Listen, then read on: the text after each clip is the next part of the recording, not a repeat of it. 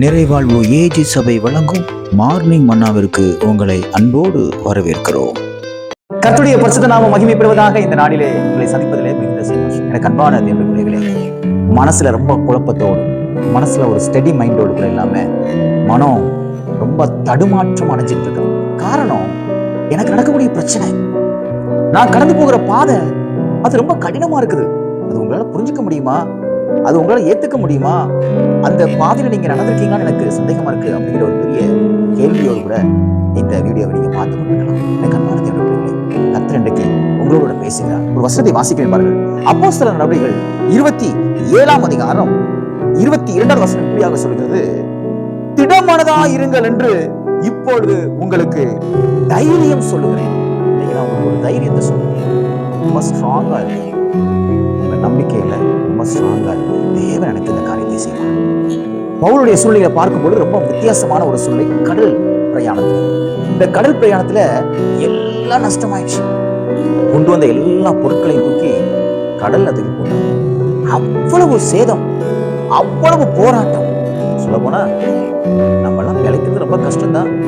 இனி ஒரு வாழ்க்கை அப்படிங்கறது யோசிக்க வேண்டிய ஒரு விஷயம் தான்.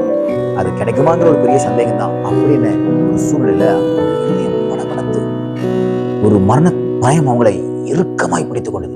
அதே போல நீங்களும் அந்த சூழ்நிலையில காணப்படலாம். அதனால உங்க மனசு ரொம்ப வேதனைப்பட்டு குழப்பத்தோடு கூட என்ன செய்வதென்று எனக்கு தெரியவில்லையே என்கிற ஒரு பெரிய மனநிலையோட, வருத்தமான ஒரு மனநிலையோட, குழப்பமான ஒரு மனநிலைமையோடு கூட, போராட்டமான ஒரு மனநிலையோடு கூட நீங்க இருக்கலாம். கர்த்தர் உங்களை பார்த்து சொல்றாரு, திட்டமனதா இருங்க. என்ன சேதம் வந்தாலும், என்ன பொருள் சேதம் வந்தாலும், என்ன பண சேதம் வந்தாலும், உங்க மானமே கப்பல்ல இருந்தாலும் திட்டமனதா இருங்க. ஏனென்றால் இவைகளெல்லாம் மாற்றுகிறவர் உங்கள் படகிலே உண்டு. இவைகளெல்லாம் தலைகீழாக செய்து முடிக்கக்கூடியவர் உங்களோட கூட உண்டு. பயப்படாதீங்க. அது ஆயிடுச்சு, போயிடுச்சு, அது லாஸ் ஆயிடுச்சு, எல்லாம் உங்களுக்கு திரும்ப கற்றுக் கொடுப்பார். இன்னைக்கு கத்துறவங்களை பார்த்து சொல்ற, திட்டமானதா இருங்க, திட்டமானதா இருங்க, நம்பிக்கையா இருங்க.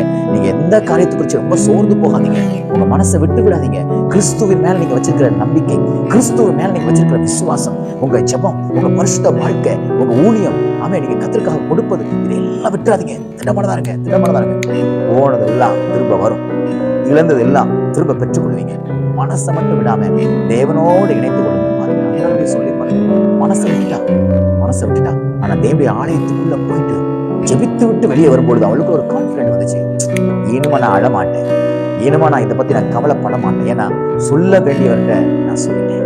இதே போல கர்த்தர் உங்களோட கர்த்தர் பேசுகிறார். நன்றாக புரிந்து கொள்ளுங்கள். நிறைய நேரம் நம்ம அப்படி யோசிக்கிறோம், இது எல்லாம் எப்படி நடக்கும் அப்படின்னு எனக்கு தெரியல, அப்படி ஆயிருமோ இப்படி ஆயிருமோன்னு. நான் சொல்றேன், கர்த்தர் உங்களுக்காக யாவை செய்து உங்க மனசை போட்டு குழப்பிக்கிட்டே இருக்காதீங்க. இந்த நாள் தேவன் உங்களுக்கு அற்புதங்களை செய்கிறார். ஆகையால் திடமனதாக இருங்கள். இந்த நாளில எல்லா கவலைகளையும் மறந்து தேவன் மேல விசுவாசமாயிருங்கள். கர்த்தர் உங்களை பாதுகாத்து பராமரித்து உங்கள் தேவைகளை அற்புதமாய் ஆச்சரியமாய் நடத்த அவர் போதுமானவர்.